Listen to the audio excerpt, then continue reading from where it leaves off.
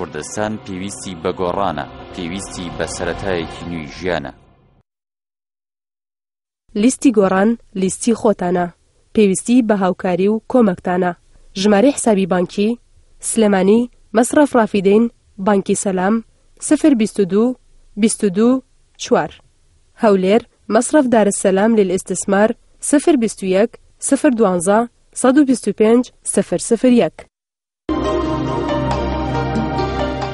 بەرنامەی سیاسی لیستی گۆڕان بەسەر چەند تەوەرێکدا دابەش دەبێت لە سەرئاستی سیاسی و یاسایی کۆشش دەکات لە پێناو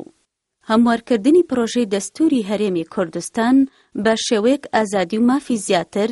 دەستەبەر بکات و سیستەمی سیاسی هەرێم سیستەمێکی دیموکرات و پارلەمانی بێت لەسەر بنەمای نەناوەندێتی کارگێڕی دامەزرا بێت. پاڵپشتیکردنی دەسەڵاتی یاسا و کاراکردنی پرنسیبی جیاکردنەوەی دەسەڵاتەکانی یاسادانان و جێبەجێکردن و دادوەری و ڕێزگرتن لە سربەخۆی دادگا. کاراکردنی ڕۆلی پەرلەمان سەبارەت بە لێپرسینەوە، چاودێری دام و دەستگاکانی حکوومەت و سەردنەوەی متمانە لە بەرپرسان لە کاتی پێویستدا،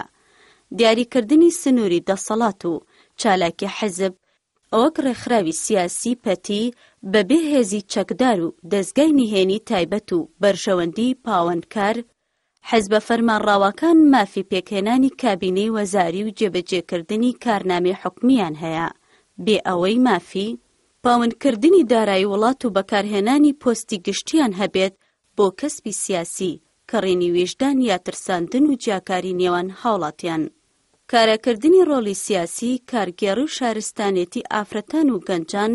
لەسەر هەموو ئاستەکان، پیاداچوونەوە بە سیستەمی ئەمنی کوردستان و پێکهاتە هێزە چەکدارەکان بە جۆرێک لە خزمەتی دەوڵەتی یاسا و مافەکانی مرۆڤدا بن. بێلایەنکردنی دام و دەستگا ئەمنیەکان دوور لە لایەنگری سیاسی، حزبی و ناوچەی بەرتەسک، دیاریکردنی سنووری جوگرافی هەرێمی کوردستان، سنووری دەسەڵاتەکانی نێوان بەغداد و هەرێم، ڕێزگرتن لە دەسەڵاتە تایبەتیەکانی حکومەتی فیدراڵ، چارەسەرکردنی کێشاڵپسێدراوەکان سەبارەت بە مافەکانی گەلی کوردستان و چارەنووسی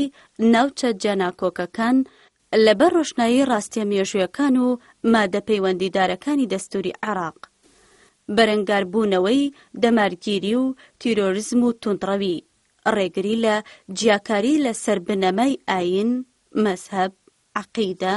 نەتەوە، ڕەگەز، ئینتیمای حیزبی و پێگەی کۆمەڵایەتی.